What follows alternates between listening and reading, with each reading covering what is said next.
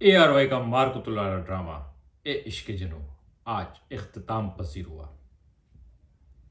ये ड्रामा जिसमें इश्क नहीं था, लेकिन इस इश्क के अलावा इसमें जुर्म, बेईमानी, धोखा, गद्दारी, क्राइम, ट्विस्ट, टर्न, वो सब कुछ था जो एक परफेक्ट स्टोरी बनाता है। ये ड्रामा ड्रामा कम और वेब सीरीज के लेवल की चीज थी। ये ड्रामा बहुत आसानी से किसी भी OTT प्लेटफॉर्म पे वेब सीरीज के तौर पे रिलीज हो सकता। ये ड्रामा आम सास बहू ड्रामा नहीं था, बल्कि ये तो एक क्राइम थ्रिलर था जिसके अंदर मुसलसल हर वक्त कुछ ना कुछ क्राइम और क्राइम को बचाने की चूहे बिल्ली का खेल था। इस ड्रामे का एंड क्या हुआ आपने देख लिया। क्या ये एंड आपको पसंद आया? आज इस ड्रामे की और लास्ट एपिसोड की स्पेशली कुछ डायसेक्ट करते हैं। अगर आपने अब तक मेरा चैनल सब्सक्राइब नहीं किया है तो प्लीज मेरा चैनल सब्सक्राइब करें और बेल आइकन प्रेस करें। दोस्तों, ये ड्रामा, इसकी कहानी के अंदर बहुत सारे ट्विस्ट थे। राइम अली नवाज, जो अली नवाज का सगा बेटा नहीं था, लेकिन एट द एंड वो अली नवाज का सगा ही बेटा निकला, और that is why he was love him very much. Shahroz जो अली नवाज का बेटा था, लेकिन वो आफिया का भी बेटा था, और राइम एटलीस्ट आफिया का बेटा नहीं था, और आफिया को ये मालूम भी नहीं था कि राइम उसका बेटा है। इस वजह से आफिया हर तरीके से शहरोज को प्रोटेक्ट करती थी। लेकिन यहां पे एक चीज पता चली है कि आप औलाद को प्यार करें, मोहब्बत करें, उसको बेहतरीन देने की कोशिश करें, लेकिन बहरहाल उस पर नजर रखें।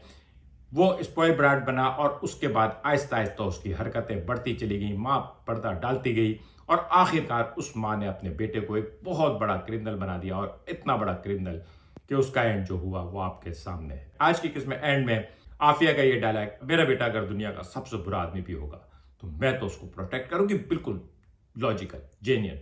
एक माँ ऐसी ही होती है। माँ के लिए तो बेटा सिर्फ बेटा होता है, और उसके सामने उसके बेटे का जो मुखालिफ है वो उसका अपना सौतेला बेटा हो। यहाँ दरअसल जब राइम शहरियार मुनव्वर ने आफिया को बताया कि शहरोज की सबसे बड़ी दुश्मन दरअसल आफिया खुद थी, क्योंकि उसने जिस तरह से उसको प्रोटेक्ट किया, उसकी प्रोटेक्शन की वजह से वो हाथ से निकलता चला गया, वो पे दर पे वार करता चला गया। कभी उसने उसने सिर्फ एमन के ऊपर मर्डर अटेम्प्ट नहीं किया, फिर उसने उसकी लाश को छुपाने की कोशिश की, जो वो जिंदा बच गई। जब वो जिंदा बच गई तो भी उसके पीछे उसको फॉलो करते रहे। जब राइम से शादी हो गई तो उसके ऊपर अटैक कराई, जो इत्तेफाक से गोली राइम को लगी। गोली राइम को लगी, यहां तक ही बात खत्म नहीं हुई, बल्कि शेरोज ने तो जाके अस्पताल में राइम को किल करने की भी कोशिश की, एक और अटेम्प्ट। यानी शहरोज जो था वो हाथ से निकला हुआ था, वो अपने आप को बचाने के लिए किसी को भी कुछ कर सकता था, यहां तक कि अपने बाप के सामने भी खड़ा हो गया। और बहरहाल उसकी हरकतों और उसकी रिविलेशन की वजह से ही अली नवाज अपने हाथ से गया। आफिया और शहरोज ने जिस जिस तरीके से जो कुछ भी हो सका, परहैप्स के इसके अंदर ना तो पुलिस वालों को करप्ट दिखाया है, ना अदालत को करप्ट दिखाया या वहां पे कोई बेईमानी दिखाई, लेकिन उसके बावजूद ये दिखाया है कि पैसे के बलबूते पे किस किस तरीके से कानून को ट्विस्ट किया जा सकता है या मोल्ड किया जा सकता है। जमाल से कन्फेस करा लिया, और आज भी जिस तरह से शमसी को भेज के उसकी मां को टॉर्चर कराया गया है। ये व्हाइट कॉलर लोग, ये बड़े चमक धमक कपड़े पहनने वाले, ये NGOs चलाने वाले लोग, लेकिन पीछे बिहाइंड द सीन ये इतने क्रूअल होते हैं कि अपनी मर्जी के लिए एक बेगुनाह शख्स को जुर्म कबूल करने के लिए इस हद तक चले जाएंगे कि उसकी मां को किडनैप करके थ्रेट करेंगे कि अगर तुमने जुर्म कबूल नहीं किया तो तुम्हारी मां को हशर होगा। यहां पे जमाल का जो रोल था, डायरेक्टर ने बड़े खूबसूरती से जमाल को छुपा के रखा था। जिस तरह से ताश की बाजी में हुक्म का यक्का छुपा के रखा जाता है, आज की किस्म जमाल का जो रिस्पॉन्स था वो हुक्म का यक्का साबित हुआ। जमाल जिसने डेयरिंग की और उसने कन्फेस कर दिया, वो सारी स्टोरी बता दी कि उसके साथ उसने जो कुछ किया वो किसके कहने पे किया। शमसी ट्रैप हुआ, शमसी पकड़ा गया। शेरोज जमाल की गवाही जो थी वो काफी थी।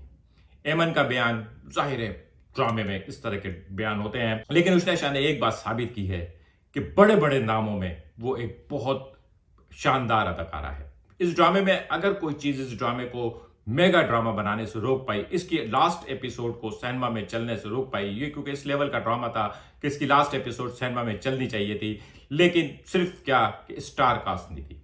अगर इस ड्रामे में सुपर स्टार कास्ट होती, वो नाम होते जिसके ऊपर पब्लिक टूट पड़ती है, तो वो थोड़े से बेकार ड्रामे को भी बहुत ज़्यादा देखते हैं, लेकिन इस ड्रामे को मेरी नज़र में वो पजीराई नहीं मिली जो इसको मिलनी चाहिए थी। शायद उसकी वजह ये भी हो कि शायद औरतों को थोड़ा कम पसंद आया होगा, क्योंकि ये औरतों का कम था, इश्क तो इसमें था नहीं। असल में तो शहरयार इश्क किसी और से करता था। उष्णा शाह से तो उसने शादी मजबूरी में की, उसको प्रोटेक्ट करने के लिए। इसमें गुड और बैड को बैड दिखाया है। अगर राइम अच्छा था तो अच्छा था, खड़ा हो गया, मोरल वैल्यू पे खड़ा हो गया। और शहरोज अगर बुरा था तो उसके लिए कोई मोरल वैल्यू जो है ना वैल्यू नहीं रखती थी। ये असल में राइम और शहरोज के दो कैरेक्टर थे, और इन बिटवीन दैट आफिया जो फुल सपोर्टर थी शहरोज की, और अली नवाज जो एक्चुअल सपोर्ट करता था कदम कदम पे शहरयार मुनव्वर की, लेकिन कहीं कहीं वो भी डिच कर गया।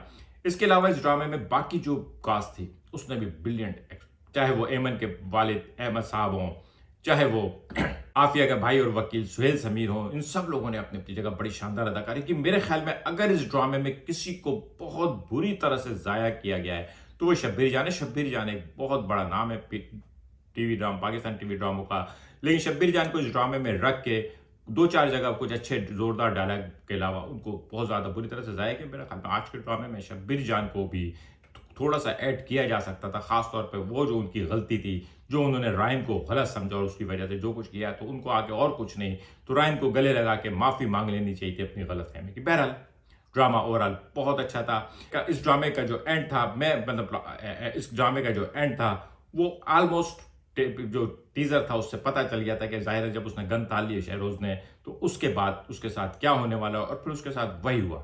25 साल की सजा सुनने के बाद इंसान पागल हो जाता है, और खासतौर पर एक ऐसा इंसान जिसने सारी जिंदगी सही मानों में शहजादों वाली गुजारी हो, जिसको पता ही नहीं हो कि तकलीफ क्या है, अचानक उसको 25 साल की सजा होती है और उसके दोनों दोस्तों को 3-3 साल की सजा होती है।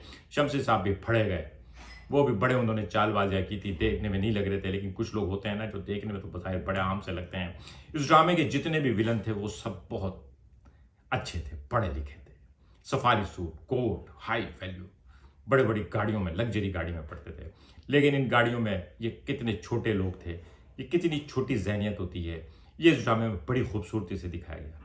मैं समझता हूँ राइटर सादिया मुनीर को हैट्स ऑफ कि उसने इतना एक ग्रिपिंग ड्रामा लिखा। ये ड्रामा एक ऐसा ड्रामा था जिसकी किस्त का लोग इंतजार करते थे। जो लोग इसको देख रहे थे वो इस ड्रामे ने दुनियापुर को ठंडा कर दिया, दुनियापुर के हाइप से ज्यादा। हालांकि मेल ओरिएंटेड ड्रामा दुनियापुर था, लेकिन दुनियापुर से कहीं ज्यादा जो अट्रैक्शन है, जो कहानी की कंटिन्यूटी थी, टर्न एंड ट्विस्ट थी, वो इस ड्रामे में पीक पे थी। और फिर डायरेक्टर कासिम अली मुनीर ने कोई दकीका फरोगजाश्त नहीं किया। इस ड्रामे को एक मास्टरपीस बनाने में इन दोनों लोगों का बहुत बड़ा किरदार, और फिर उसके बाद मेरे ख्याल में कॉस्ट वैल्यू, प्रोडक्शन वैल्यू वो भी ठीक ठाक थी।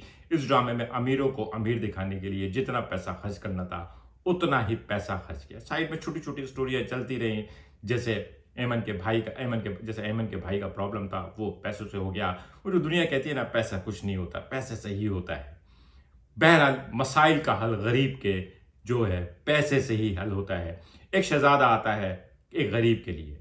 बहरहाल थोड़ी सी फैंटेसी हुई, एक गरीब सी लड़की, एक वेट्रेस और एक होटल ओनर, किस तरह से बगैर मोहब्बत के, उन दोनों में कोई मोहब्बत भी नहीं हुई, उसको कोई दिलचस्पी भी नहीं थी, लेकिन बहरहाल कुछ ऐसे वाकयात हुए, कुछ ऐसे क्रॉस रोड्स हुए कि वो आपस में एक दूसरे से सामने आए, और उनकी शादी जो हुई, बज़ाहिर उनकी शादी जो थी वो अजीब व गरीब थी, लेकिन बहरहाल हो गई। आहिस्ता आहिस्ता दोनों ने एडमिट कर लिया, और फिर जिस तरह से उसने शान अदाकारी की है शुरू में, फिर उसके बाद जब उसकी याददाश्त खोई हुई थी, फिर याददाश्त आने के बावजूद जब वो सच बोल नहीं पा रही थी, वो सारी जगह पे उष्णा शाह को जो है ना कि बहुत अच्छी अदाकारी है। शहरयार मुनव्वर एक अजीब सा अदाकार है। शहरयार मुनव्वर को देखते हुए पाकिस्तानी अदाकार शाहिद याद आता है, और शहरयार मुनव्वर की डायरेक्ट डिलीवरी को देख के वहीद मुराद नजर आता है।